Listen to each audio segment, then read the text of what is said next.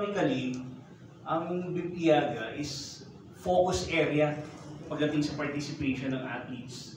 And for in previous Bimpiaga, it's always Davao and Palawan. Meron silang team. This year po ba kasali rin ang Davao? Kasama yan. I mean, I cannot verify right away, no? But they definitely will be invited. No? So, in the previous games, it was Davao City and Palawan. No? Palawan having two teams, Palawan and Puerto Princesa City. In the past, Jensan and correct, General Santos was invited. No? So, we hope this year that we can accommodate more participants. Now, Barn will be included, so I think that is a something to look forward to, their participation, and they're very excited as well. So again, we don't want to give you a finality on who will participate in Mindanao because again, we would like to consult first with the administration now. Si Secretary Leo Magno. Usually, ang mga uma-attend talaga din, yung mga sports minister ng apat na country. Ano po ba ang plano or preparation natin ginagawa to welcome these top officials? Well, we have established the protocol committee, so definitely they'll devise procedures to welcome them. Like I said earlier, i-invite natin naman sila. Definitely will invite them. I also want to take advantage na nandito na sila, and then most maybe we can actually communicate that we want to benchmark and see maybe a MOA exchange program for our athletes. Kasi these are also good countries in certain sports, and maybe we can have like a MOA agreement. You know, we do have a lot of MOAs with different countries, pero walang nangyayari.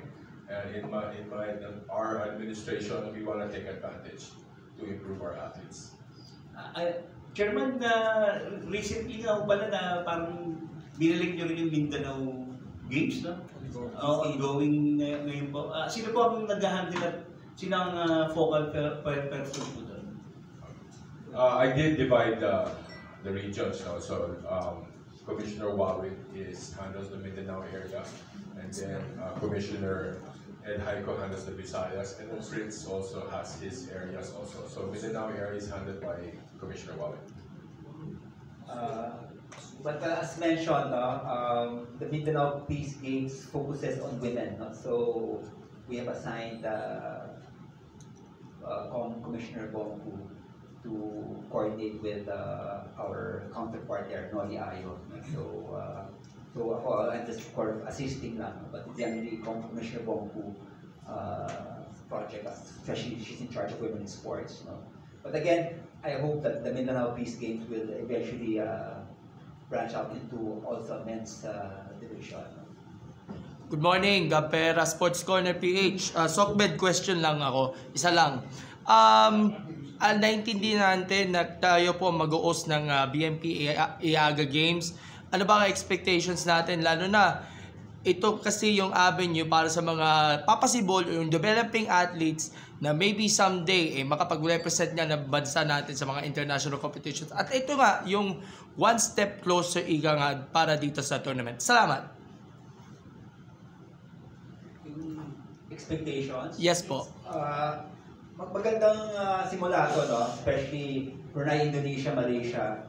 Ito yung mga kasama natin sa Southeast Asia, no? So this is a good farm to identify athletes, no? Especially for the sub-regional games natin, no? And including ours, of course, no? So hindi pa, syempre, sometimes we're so focused on other areas like Luzon, Visayas, no? Pero nakakalimutan natin, hindi magagaling pala tayo from this economic zone, no? Tawagin natin. These are also chances na gumaling yung mga atleta sa probinsya in this event, and then this can be an additional pool of athletes that NSAs can take a look and hopefully in the future develop. Nabanggit kanina ni Chairman yung benchmarking, no? So So siguro pwede ko pagyabang ng konti no, na we're having some activities na for the very first time to happen no, in the Bimpiaga history. Una, we are creating a torch no, that will be passed on Torch later on relay. the next games. No? So there will be a torch relay within Mindanao, and the torch we have asked the help of our National Commission on Culture and Arts no, to design the torch. No? Then second, yung cultural nights. No? So from November, I believe 30 maybe until December 5, may mga activities. No?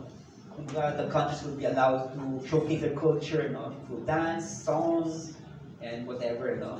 And yeah, so these are the new innovations, no? And again, we are pioneering it, and I hope that it will be carried on practice as the games continue.